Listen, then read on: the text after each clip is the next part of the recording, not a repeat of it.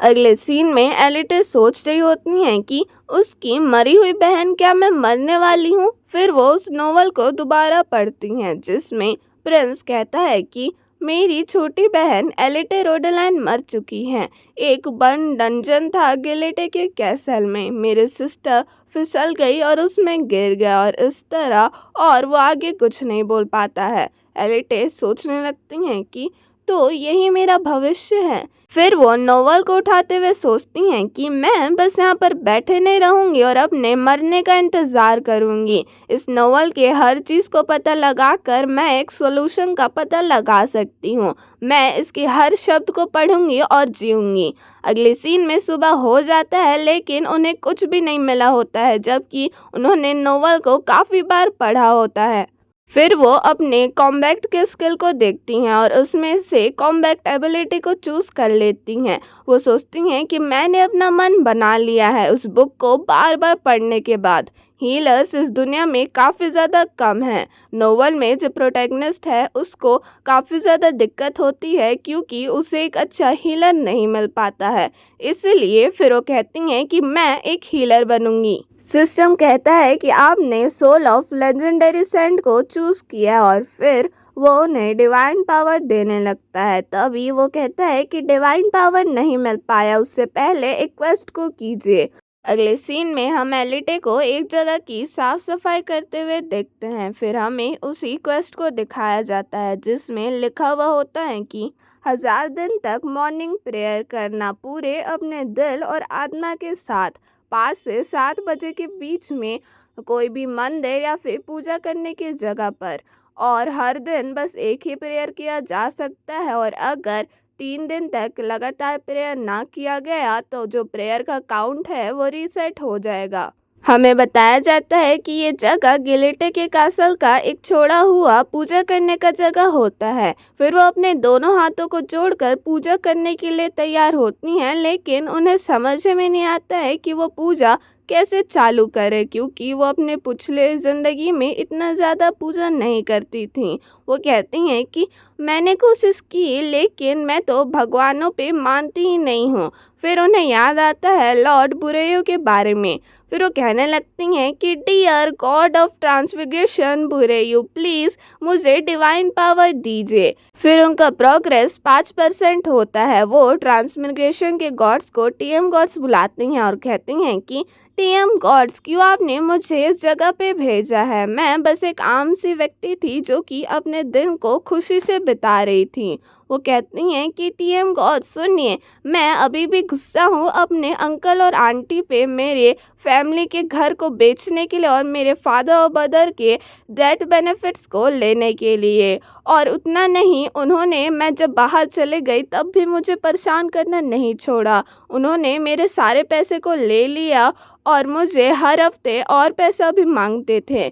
अगर मैं उनके फ़ोन को नहीं उठाती थी तो वो मेरे अपार्टमेंट में आ जाते थे। और अभी हाल ही में अपनी बेटी को मेरे पास भेज दिया क्योंकि उसका जो एकेडमी है वो मेरे घर से पास था। उन्होंने मुझे उसे हर दिन मीट के डिशेस खिलाने के लिए भी कहा। सच कहूँ तो मुझे अपनी पिछले ज़िंदगी की याद नहीं आती हैं। मुझे बस इस चीज़ का अफ़सोस है कि मैं उन नॉवेल्स और कॉमिक्स को नहीं ख़त्म कर पाई जो कि मैं पढ़ रही थी। यहाँ पर मेरे पास एक लाइफ इंश्योरेंस है और सबसे ऊपर मैं खुश हूँ कि मेरे पास अब एक परिवार है। मिस्टर रोडेलाइन और प्रिंस सच में मुझे मेरे फादर और ब्रदर की याद दिलाते हैं। फिर वो प्रोग्रेस को देखती हैं जो कि 90% होता है। फिर वो चिल्ला चिल्ला के और प्रेयर करने लगती हैं और फिर उनका प्रोग्रेस 100% हो जाता है।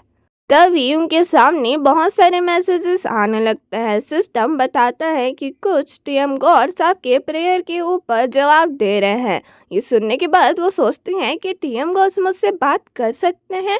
तभी the voice that shapes the world कहते हैं कि तुम्हारी कजिन बाहर चली गई है लेकिन वो हर दिन बस पीती है और पार्टी करती है, इसलिए शायद उसे एक अच्छा स्कूल नहीं मिलेगा।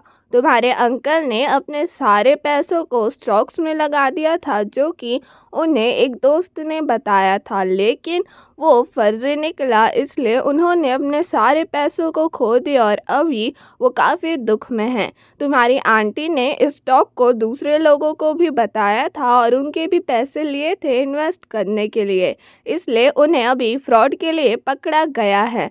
ये सब सुनने के बाद वो कहती हैं कि शुक्रिया मुझे बताने के लिए। तभी the voice that shapes the world बताते हैं कि एक बग आ गया था सिस्टम में जो कि मरे हुए के बजाय जिंदा लोगों के आत्माओं को निकाल लेता था मिस्टेक के कारण दूसरी दुनिया में भेजने के लिए। ये सुनने के बाद वो कहती हैं कि तो आप कह रहे हैं कि मैं मरी हूँ एक सिस्टम में बग के कारण?